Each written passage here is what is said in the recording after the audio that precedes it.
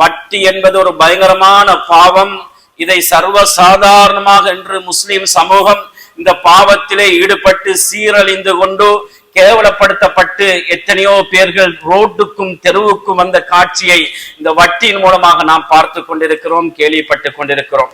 அன்பிற்குரிய சகோதரர்களே, அல் குர்ஆன் அல்லாஹ் வட்டியை பற்றி 13 இடத்துல சொல்லி காட்டுறான்.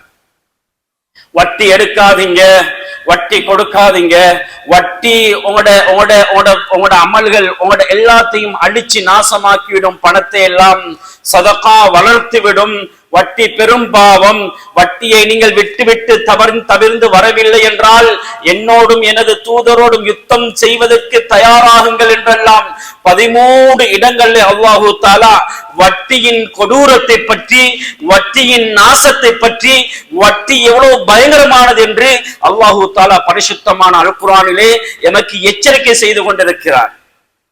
நிரந்தரமாகவே நரகத்தில் இருக்கக்கூடியவர்கள் என்று அல்லாஹ் இதை எச்சரிக்கை செய்கிறான். காஃபிர்களுக்கு தான் அல்லாஹ் அந்த வார்த்தையை பாவிக்கிறான். ஆனால் வட்டி எடுக்கக்கூடியவர்களுக்கு சொல்லுகிறான், நரகவாசிகள் நிரந்தரமாகவே நரகத்தில் இருக்கக்கூடியவர்கள் என்று அல்லாஹ் தஆலா வட்டி எடுக்கக்கூடியவனை பார்த்து சொல்லி காட்டுகிறான்.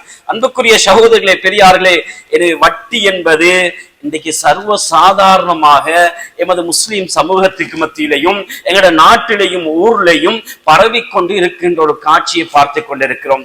வட்டி வட்டி என்று சொல்லுகிறோமே, வட்டி என்றால் என்ன என்று முதலாவது விளங்கிக் கொள்ள வேண்டும்.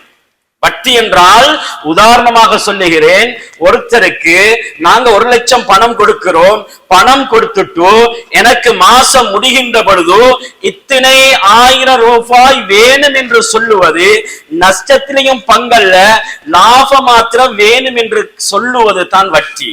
இதுதான் பெங்கல்ல சர்வசாதாரணமாக நடக்குது.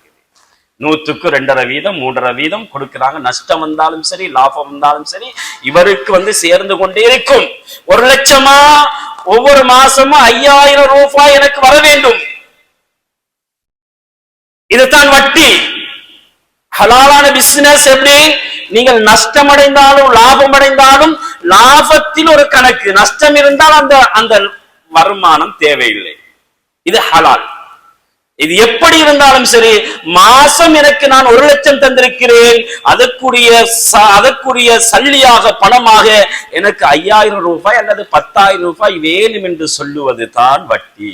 இது பல வகையில இன்னைக்கு உருவெடுத்திருக்கிறது. அது வாகனத்தை பினான்ஸ் போடுறதில் இருந்து, லோன் எடுக்கிறதில் இருந்து, இப்படி பல வகையில அது இந்த வட்டி இன்றைக்கு உருவெடுத்துக் கொண்டிருக்கிறது.